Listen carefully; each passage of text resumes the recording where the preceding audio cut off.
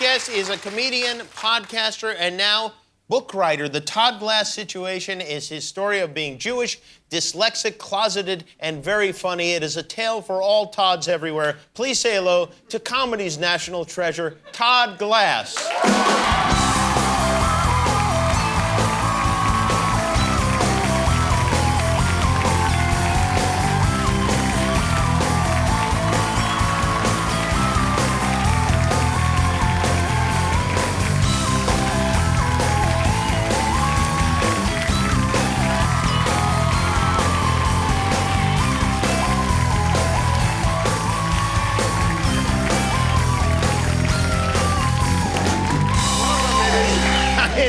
It's so rare that anyone gets a standing ovation on this show. How does it happen? Don Rickles, me, and maybe the president. Not the president, no. Just you and Don Rickles. That is incredible. And here I am thinking almost none of these people have any idea who you are. Todd, why did you call the book The Todd Glass Situation? Well, honestly, yeah, because the first title they wouldn't let me call it. What did you want to call it? Genuinely, the first title was called If I Could Only Meet a Girl. All I ever wanted to meet was a girl with a terminal disease. And then that would confuse people, but then the subtitle was, and other stupid things I said to keep the closet door shut, which would sort of explain it. Because my theory was when I was 21, it had nothing to do with making fun of anybody with a terminal disease. You know I would never do that. I know you would never. You'd be the last person in the whole world to ever do something like that, yes. Is that I had a pathetic plight of trying to, stay hidden, that if I could meet a girl that had a terminal disease, I would fall in love with her, then she'd die, and when I was like 90, I'd be like, I never could meet another girl like Karen. Yeah. So that would be the answer. People would fall all over themselves loving you for something like that, yeah. But I didn't think about the actual person dying. Yeah, well, it's not like you could have saved them. Right. You decided a couple years ago in your late 40s to... Hey, Jimmy, why you gotta say the age? 32. To come out... Shut up. To come out of the closet. I like to, not to interrupt you, or to interrupt you. Yes. I like to toughen the words up a little. Instead of saying come out of the closet, it sounds a little feminine. I like to say busting out of the shed, right? Little cool. Yeah. All right. All right? I'm still a man, right? Look at that shot. You have a lot of body hair, too. By the way, before the show, I saw John Stamos. The people backstage, I was looking in the mirror before I came out here. I go, did John Stamos look in the mirror? They go... Well, how could he not? So I felt, really. Exactly. With a face like that, I mean... So I'm sorry, what were you going to say? I don't know what I was saying. But I do know you have a lot of friends who are comedians, obviously. Who said the funniest thing to you when you came out of the closet? Of all your friends. Well, I know you're going to think I'm just saying this, but that's what we were just talking about backstage. I'm like, well, Jimmy texted me something so funny, and this is not the best outcome. I don't remember what it was, but I remember thinking, that's a good one. But Spade called me with a very funny message, David Spade, and he said, Todd, listen, I know I'm your friend. He goes, I shouldn't even have to say this. He goes, I don't care. He goes, I know a therapist. He can help you. I was surprised by this but when I go back and kind of look back at things, I shouldn't have been surprised. But the thing that really struck me most about you and my girlfriend at the time, both of us, which we could not get over how well decorated your house was.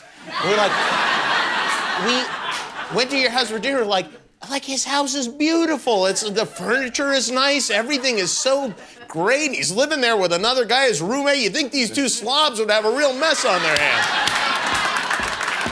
I swear to God, we would talk about it all the time. I know, and one of the things that was funny is that a friend of mine told me, my friend Daniel, he goes, I thought Todd's a pretty successful comedian. Why does he have a roommate? I'm like, is that what people are saying? I'd rather admit I'm gay than I have a roommate at my age.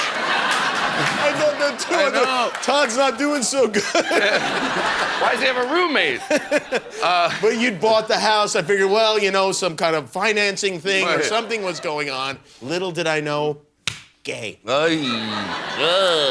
I have to say, I'm very happy for you. I really was, because that must be such a difficult thing to go through life like that, pretending around your closest friends to have to pretend like that. Well, even strangers you kept it from. Well, Yeah, it's a lot of plate spinning. It really is a tremendous amount of plate spinning, and you think to yourself, I got comfortable in this. I didn't want it to be my identity, so I was a little nervous, but it hasn't become my identity. But now we're promoting a book, obviously I'm talking about it. But we would get into the most ridiculous, hiding it from people that didn't care. We had a situation on our block where there was the police had to knock on every door because they had to evacuate the neighborhood, which was because there was like sort of a bomb scare right after 9/11. So the police knocked on our door. Me and Chris saw that the police were knocking on the door. He runs into the spare bedroom and messes up the bed. We're like, and we're not stupid. Like, we get it. We're like, this is so pathetic. Like, what do they call up the bomb scare? There's something a little fishy in here.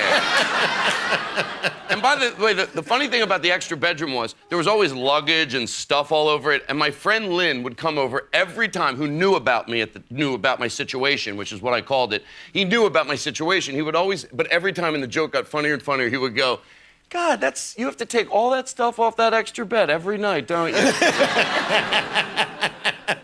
That is something. Now, you also tell some stories that have nothing to do with that kind of stuff, including a great story, which is I love, is something I definitely would have done. You used to drive around in a what looked like a police car.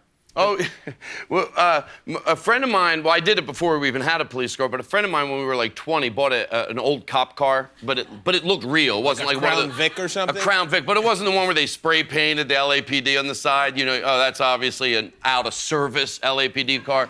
This one looked real. And when I was 20, I looked 40. I looked 40 my whole life.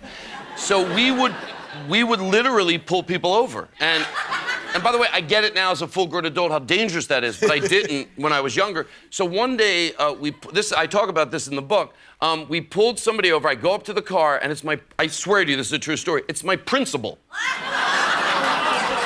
It's my principal, which, by the way, when you tell stories from a long time ago, sometimes you're worried the crowd's doing math. Wait a second, why is he 20 if he's in high school? Well, that's in the book, too. But he goes, it was Mr. Yoakum, if you're out there, and he turns to his friend. I don't know who he's driving to school with. I don't know what his situation was. He goes, that's one of mine. I'm like, oh, God, I tried to lie. I remember with detail what I said to him when I was in his office 2 hours later. I go, I knew it was you. You think I just, like, pull random people over? But that's what I did. Well, the book is called The Todd Glass Situation. Buy it, read it even. It's available now. You can see Todd live this weekend at the Helium Comedy Club in Portland, Oregon, and August 2nd at the Comedy Cabaret in Bucks County, PA. Thank you, Todd. Todd Glass. We'll be right back with OK Go. No, wait.